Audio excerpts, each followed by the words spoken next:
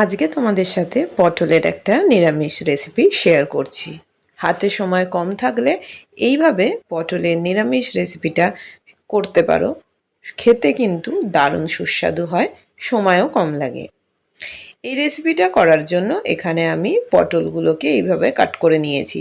সাইডে হালকা হালকা করে একটুখানি পটলের খোসাগুলোকে রেখে দিয়েছি, আর মাঝখান দিয়ে অবশ্যই কিন্তু একটুখানি করে কাট করে দিয়েছি। দেখো, এখানে দেখতে পাচ্ছ আশা করি, ছুরি দিয়ে কিন্তু হালকা হালকা করে কাট করে দিয়েছি। কড়াতে তেল দিয়ে পটলগুলো দিয়ে নিয়েছি। এখানে কিন্তু কোনো রকম হলুদ লঙ্কার গুঁড়ো মাখাবার কোনো দরকার নেই। একদম ডিরেক্ট কড়ার মধ্যে দিয়ে এখানে একটুখানি নুন দিয়ে দেবো, যাতে পটলগুলো তাড়াতাড়ি নরম হয়ে যায়। তো উপরে একটুখানি নুন দিয়ে দিচ্ছি, নুন দিয়ে এটাকে ভাজা ভাজা করে নিচ্ছি। এখানে আমরা একটা পেস্ট রেডি করব।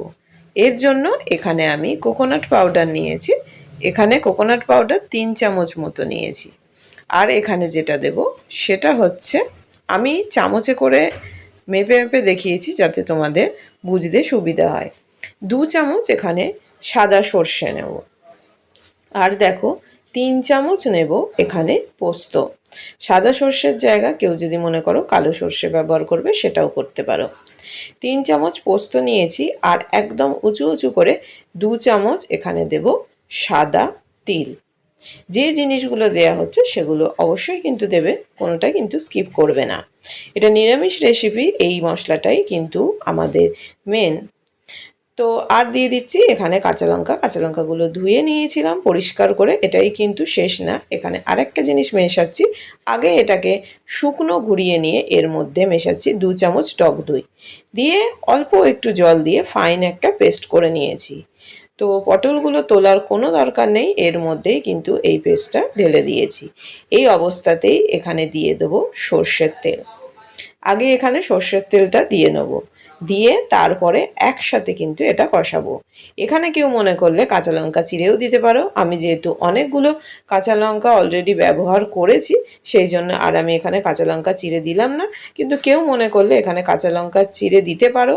আর যদি মনে করো অল্প কেউ একটুখানি চিনি ব্যবহার করবে, যারা চিনি ব্যবহার করো তারা করতে পারো। আমি রান্নায় স্পেশালি খুব একটা চিনি ব্যবহার করি না, তাই আমি এখানে দিইনি। এটা কিন্তু এইরকমই হবে। জাস্ট আমি বাটিটা ধুয়ে অল্প একটুখানি জল দিয়ে দিলাম। পটলগুলো যার জন্য আমরা ভালো করে ভেজে নিয়েছি, যাতে এটা পুরোপুরি কুক হয়ে যায়। তো দেখো, এটাকে অল্প একটু জল দিয়েছি, এটা এরকমই গ্রেভি গ্রেভি থাকবে।